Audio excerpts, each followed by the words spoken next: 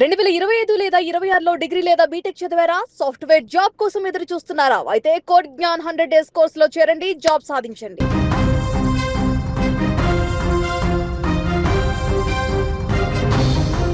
ఉత్తరప్రదేశ్ అల్లకల్లోలంగా మారింది. అకాల వర్షాలు, గాలి తీవ్రతకు అక్కడ 89 మంది ప్రాణాలు కోల్పోయారు.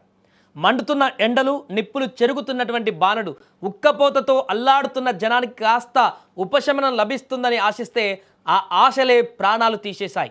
ఉత్తరప్రదేశ్ రాష్ట్రంలో ప్రకృతి ప్రకోపం ఊహించని స్థాయిలో విరుచుకుపడింది. అకాల వర్షం, భీకరమైన గాలి దుమారం ఆ రాష్ట్రాన్ని అతలాకుతలం చేశాయి. నిన్న ఒక్కరోజే యూపీ వ్యాప్తంగా కురిసిన వడగళ్ల వాన, పిడుగుల ధాటికి 89 మంది అభాగ్యులు విగత జీవులయ్యారు.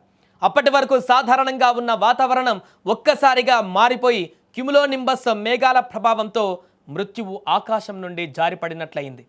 ప్రయోగ్రాజ్ నుంచి మీర్జాపూర్ వరకు, భదోహి నుంచి సోన్భద్ర వరకు ప్రతి జిల్లాలోనూ ఆర్తనాదాలు మిన్నంటాయి.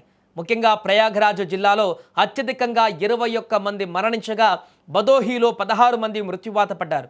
వందలాది ఇళ్లు కూలిపోయి మూగ జీవాలు కూడా మరణించి ఎటు చూసినా విషాద ఛాయలు అక్కడ కనిపిస్తున్నాయి. రాష్ట్ర వ్యాప్తంగా 100 కిలోమీటర్ల వేగంతో వీచిన గాలులు జనజీవనాన్ని అక్కడ అతలాకుతలం చేశాయి.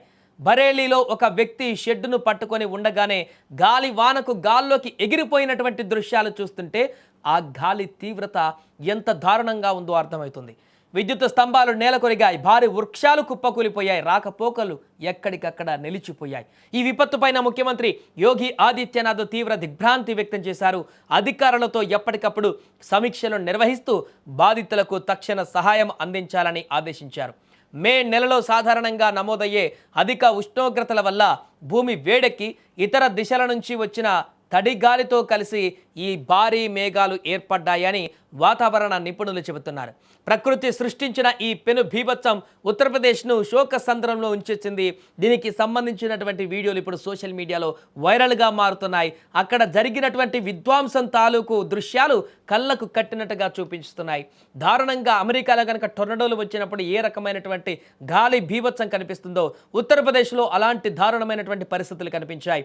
మనిషి గాల్లో ఎగిరిపోతున్నటువంటి దృశ్యాలు అక్కడ మనకు కనిపిస్తున్నాయంటే ఆ సందర్భంలో అక్కడ ఏర్పడినటువంటి ప్రకృతి ప్రకోపం ఏ స్థాయిలో ఉందో అర్థం చేసుకోవచ్చు. ఏదేమైనా అక్కడ జరిగినటువంటి ఈ విధ్వంసానికి వెంటనే అప్రమత్తమైనటువంటి యూపీ ప్రభుత్వం అన్ని రకాల చర్యలు తీసుకోవాలంటూ ఇప్పటికే అధికారులను ఆదేశించింది.